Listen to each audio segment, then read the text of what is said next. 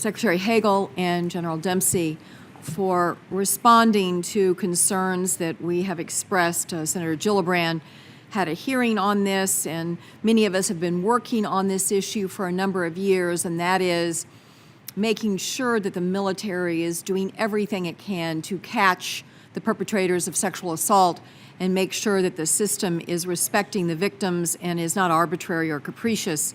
And I know that it is unusual for the Joint Chiefs to come together with a recommendation to change the UCMJ, and for the Secretary of Defense to endorse that and embrace it in such a quick fashion as this occurred. And I just want you to know how grateful all of us are that are working on this issue, and we will continue to work with you as we codify some of these changes, hopefully in the Defense Auth Bill this year. And I appreciate you mentioning it in your statement, and look forward to working with both of you to make sure that we're doing everything we can to focus the system on the act that occurred and the facts surrounding that act, and take the focus off the victim and what she did or didn't do, or what he did or didn't do, and get us into this century as it relates to the way this crime is being handled within the UCMJ.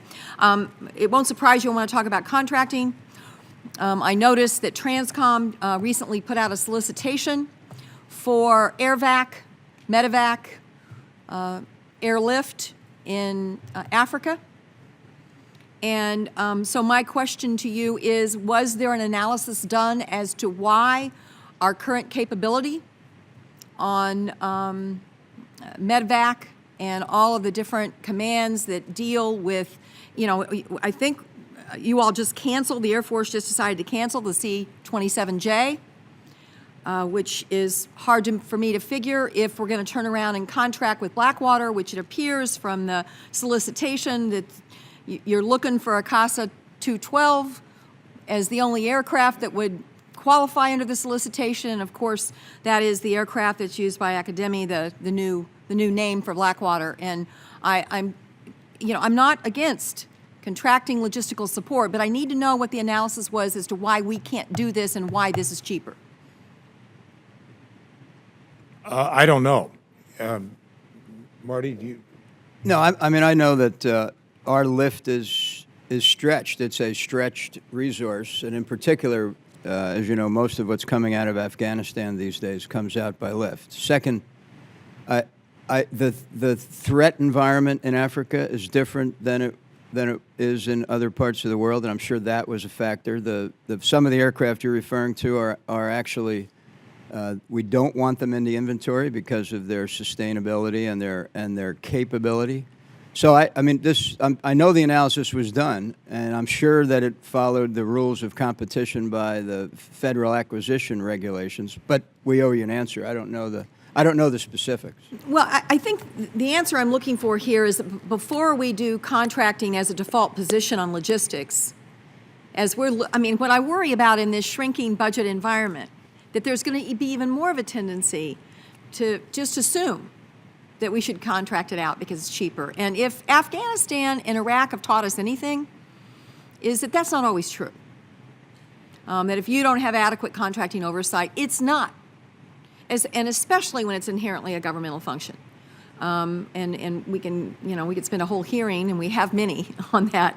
But I just want to make sure that it is a new day, and as we begin to do new solicitations for new logistics support contracts in any threat environment, there has to be a really detailed analysis done as to why this is going to save you money and why we can't do this within the existing command. So I'll be anxious to see that analysis that was done, and as you are probably aware, I'll spend some time on it. Senator, we will provide that for you, but let me address just very briefly your general question and concern. You are right. That is part of what we're doing in the review. You have been as much as anyone engaged in this overall procurement acquisition issue and been very helpful. That is an area that we need to do more, obviously. Been some successes. Recent GAO report came out, reflected rather positively on what we have been doing, and will continue to stay at it for the reasons you mentioned and work with you on it. Thank you. Thank you. As we are drawing out of Afghanistan, I think it is really time to measure the effects of large-scale infrastructure spending as being part of a counterinsurgency. I continue to harp on this, and I'm going to keep harping on it until you all do the work. I need some kind of analysis as to how large-scale infrastructure spending contributed to a successful fight in the area of counterinsurgency. And you have the ability, because you've done small-scale projects and you've done large-scale projects. And so I am confident that you can do the analysis as to the impact of what SERP was originally intended for versus water systems, electrical grid, highway systems, all of that we have spent billions and billions and billions of Americans' dollars on. And if we don't do it now, there will be a tendency in the next conflict to say, okay, let's start building big stuff. And I especially want the analysis to do the overlay of the security environment and whether or not the small scale makes sense, because you have to pay off less to security people and therefore risk getting the money into the wrong hands versus the large scale payments we've had to make many times to the bad guys. So if you would get back to me on that analysis and when it's planned or how it's planned, that would be very helpful. We will, and just one brief comment.